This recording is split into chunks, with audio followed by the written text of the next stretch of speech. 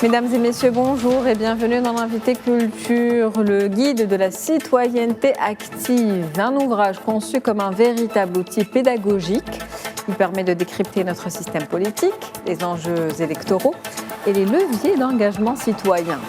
En transformant le devoir civique en une opportunité d'action concrète, ce livre invite chacun à passer du statut de spectateur à celui d'acteur engagé dans la construction collective de notre société. On va justement en parler avec vous, Absamad El-Hiyan. C'est vous d'ailleurs, vous avez participé à l'écriture de ce livre. Vous êtes président du réseau TISI. C'est un plaisir de vous avoir comme invité aujourd'hui.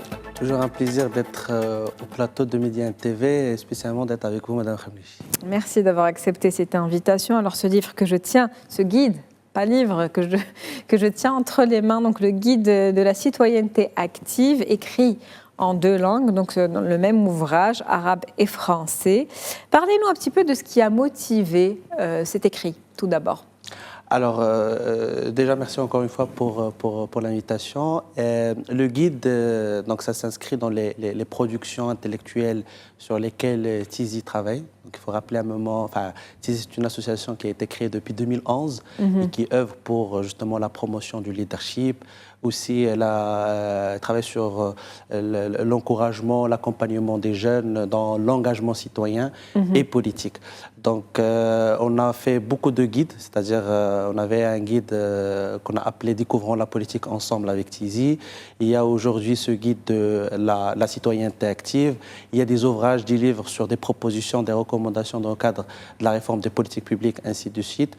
Donc, ce guide, ça s'inscrit dans un contexte caractérisé principalement par une année électorale. À l'approche des élections, exactement. Tout à fait. Donc il arrive au bon moment. Effectivement. Et donc, on a pensé tous ensemble avec les jeunes de TISI, les bénéficiaires, les participants, ainsi de suite, à sortir un peu du lot et à préparer un guide, déjà en deux langues, en arabe et en français, pour cibler nos cibles, qui sont à la fois francophones, mais aussi arabophones, tout en expliquant des notions qui peuvent nous apparaître à un moment donné complexes, compliquées à comprendre, mais de les présenter d'une façon très simple. L'objectif, c'est qu'un jeune initié ou non initié à la politique, à l'engagement citoyen, peut lire ce guide et sortir avec une idée, au moins provoquer son intelligence pour aller chercher, creuser, parce qu'on n'a pas mis toutes les notions possibles. On a essayé quand même de rester dans un format un peu réduit, un format caractérisé principalement par des figures, par des schémas, pour expliquer le circuit législatif, le fonctionnement du Parlement, ainsi de suite, et en s'appuyant sur des schémas designés avec des couleurs, avec tout ça, pour justement donner de l'appétit aux jeunes et aux moins jeunes d'aller lire et découvrir ce guide-là. Donc, est-ce qu'on peut dire qu'il est destiné aux jeunes particulièrement ?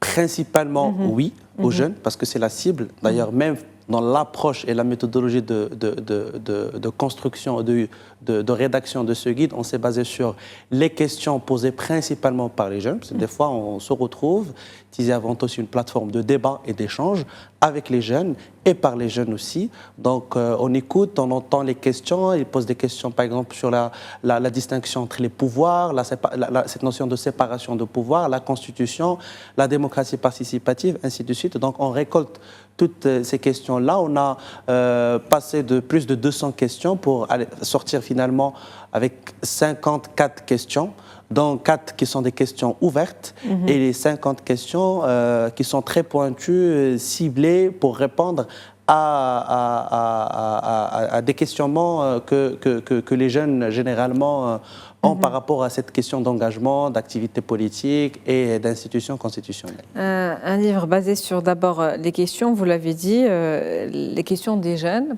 principalement. Mais dans la démarche pédagogique, est-ce qu'il y a tout de même un fil conducteur ?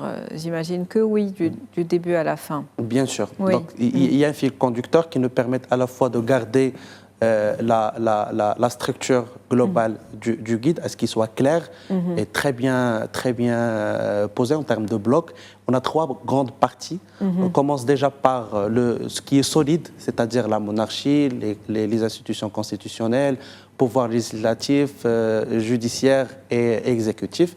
Donc ça, c'est les éléments de base qu'il faut absolument comprendre avant de rentrer dans le vif du sujet. Et qui sont vulgarisés de manière à ce que tout le monde puisse comprendre. D'une façon très simple, sans rentrer, c'est-à-dire qu'il faut pas être un étudiant ou un expert en droit public ou un constitutionnaliste pour comprendre justement les notions. Et ça, on l'a testé, c'est-à-dire on donne des réponses à des jeunes non initiés, et du moment que ce jeune a compris, c'est-à-dire la réponse était claire pour lui, donc on valide. Et on passe à la deuxième question. Donc on a essayé justement d'être un peu agile dans la construction. Une écriture très interactive. Et élaborée. C'est-à-dire que même les jeunes non initiés, qu'ils avaient même ces questions-là au départ, ils ont contribué dans la rédaction sur la partie lecture et sur la partie compréhension. Après, c'est un point de départ aussi pour pouvoir aller plus loin. Une fois qu'on a les bases, chacun... Exactement. Ça, c'est vraiment ce qu'on appelle, nous, la fondation. Le socle. Exactement. Après, on passe à la deuxième partie qui est les élections. On a gardé toute une partie parce que le contexte l'impose et on a remarqué qu'il y a un déficit en matière d'explication de l'opération électorale elle-même. C'est-à-dire que comment le vote, le jour du vote, comment ça se déroule, comment le quotient électoral se calcule, la répartition, le seuil électoral, ainsi de suite. Vous êtes allé sur l'aspect technique un Exactement. petit peu. Mais de l'expliquer en donnant des exemples, c'est-à-dire on met partie 1, partie 2, partie 3, ce parti il a gagné 12 000 sièges, ce parti... pour que les jeunes, ou le moins jeunes aussi, puissent comprendre, voilà comment ces sièges-là se sont gagnés par des députés, voilà comment un député arrive au Parlement. Et c'est important parce qu'on donne une certaine transparence dans l'exercice. Et quand il y a un flou dans l'exercice, dans l'opération, ben les jeunes ou bien les gens, ils ne s'intéressent pas, ils ne participent pas, justement parce qu'il y a un flou. Donc on a essayé d'expliquer au maximum cette opération qui est technique, de l'expliquer d'une façon très simple, et on passe à la deuxième partie. C'est-à-dire on explique le rôle des partis, on explique après l'organisation territoriale dans cette troisième partie, et on finit par les outils d'engagement citoyen. C'est-à-dire on lui donne, voilà, tu veux t'engager politiquement ou avoir un engagement citoyen, tu as des accès. Le premier, c'est les partis politiques. Les partis politiques. Après, il y a les syndicats. Et dans un deuxième niveau, ou dans troisième niveau, troisième étape, il y a ce qu'on appelle la société civile, c'est-à-dire les notions de base liées à la démocratie participative. C'est principalement les sociétés et la société civile dans sa globalité. Donc on lui donne tous les outils, les moyens. Après, on lui propose des voies. Et on finit ce livre par une histoire, c'est-à-dire du storytelling, une histoire qu'on raconte de 3 jeunes qui sont dans leur propre quartier, en train de souffrir, en train de faire face à des difficultés, que ce soit chômage, éducation, ainsi de suite. Et on finit pour dire au final que tout est politique. Si aujourd'hui tu es en chômage, c'est suite à un choix politique qui a été fait à un moment donné qui n'a pas favorisé la création d'emplois. Si aujourd'hui tu souffres parce que tu n'as pas une école qui répond à tes attentes, parce qu'il y a un choix politique qui a fait qu'aujourd'hui l'école publique est dans la situation où il est aujourd'hui. Donc on n'est pas là en train d'évaluer les politiques publiques en matière de chômage, mais au moins dire que tout est politique. Il faut s'engager, il faut participer. Et puis cette responsabilité aussi, exactement. Vous responsabilisez voilà, le citoyen exact. par rapport... C'est-à-dire on le dit clairement dans cette histoire, qu'il ne suffit pas de critiquer. Tu as le droit, c'est un droit légitime, constitutionnel, citoyen de critiquer. Mais avant de critiquer, pose toi-même une question et dire que est-ce que moi j'ai participé à ce processus électoral, ce processus démocratique. Est-ce que moi je suis responsable face à ces députés, c'est-à-dire que ce député il a gagné suite à des voix, suite à un exercice électoral, suite à un exercice démocratique. Aujourd'hui, on espère la démocratie. Mais on ne peut pas espérer la démocratie sans y participer. Donc c'est une façon de dire il faut s'engager, et voilà comment s'engager, et tout en ayant les outils nécessaires pour s'engager. Et pour s'engager, il faut comprendre. Exactement, comprendre c'est important. Pour s'engager, c'est finalement cette maîtrise, on va dire, des techniques et puis des institutions et puis on va dire du système ou de l'écosystème est indispensable finalement à la citoyenneté. Exactement, c'est important parce que on leur dit clairement, vous aujourd'hui on est en train de critiquer le champ politique marocain, on dit que c'est un modèle qui est défaillant, il y a des dysfonctionnements par-ci par-là. Mais aujourd'hui, qu'est-ce qui m'empêche en tant que citoyen qui a tous ces droits constitutionnels de ne pas participer et changer ce champ politique? C'est la question que j'allais vous poser. C'est pas qu'est-ce qui m'empêche, mais quel est le principal frein aujourd'hui qui empêche ces jeunes de participer, d'être actifs, de se responsabiliser également? Est-ce que c'est le manque d'information? Est-ce que c'est la méconnaissance, selon vous, peut-être? Entre autres, ça, c'est parmi les facteurs essentiels aujourd'hui de ce Est-ce que c'est un désengagement aussi, un désengagement? Moi, pour répondre à cette question, il y a 3 volets essentiels. Il y a cette question de méconnaissance. C'est pour ça que TISI aujourd'hui propose une panoplie de programmes pour justement contribuer à l'exercice de conscientisation des jeunes. Il y a aussi un désengagement, c'est-à-dire il y a des jeunes qui savent très bien, ils le disent clairement, c'est-à-dire moi, je suis conscient que je dois participer et je ne veux pas participer parce qu'il n'y a personne aujourd'hui qui me convainc, qu'il n'y a aucune thèse politique aujourd'hui qui répond à mes attentes, qui répond à mes aspirations. Est-ce que c'est la bonne stratégie, justement? Exactement. C'est ce qu'on est en train de faire, c'est-à-dire que non, ce n'est pas la bonne stratégie, ou ce n'est pas la bonne réaction face à un vide politique, finalement. Parce que, in fine, et c'est parmi les valeurs de TISI, c'est réinvestir le champ politique.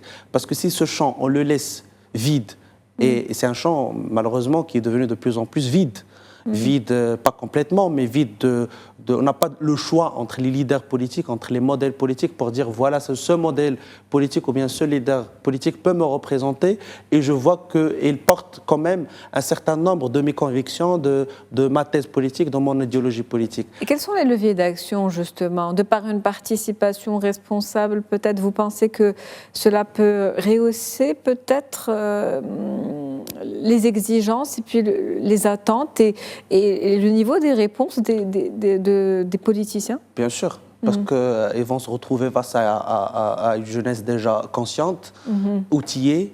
Elle a tous les moyens nécessaires pour challenger cet acteur politique.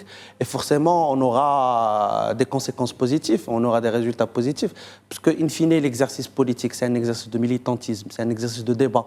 Moi, j'ai une idée. Vous avez une idée, et on échange, on débatte, et par la suite, on part convaincre les citoyens par nos idées. Et c'est là où les citoyens augmentent, le niveau de conscience d'un citoyen aussi augmente, et c'est le niveau global. C'est une logique de mathématiques très claire. C'est le sigma de la conscience de l'ensemble des citoyens qui fait qu'on a une conscience politique globale dans la société, comme ce qu'on avait dans les années 80, dans les années 90, parce qu'il y avait un débat politique, il y avait des thèses politiques, il y avait des leaders et des modèles politiques aussi, et tout ça avait des conséquences sur les citoyennes et les citoyens, parce qu'eux-mêmes, ils développent leur niveau de conscience politique, et c'est ce qui fait qu'on avait des taux de participation importants, même si, abstraction, le contexte qu'on avait et tout, mais on avait au moins une communauté, une société dont la majorité participe à la construction démocratique du pays.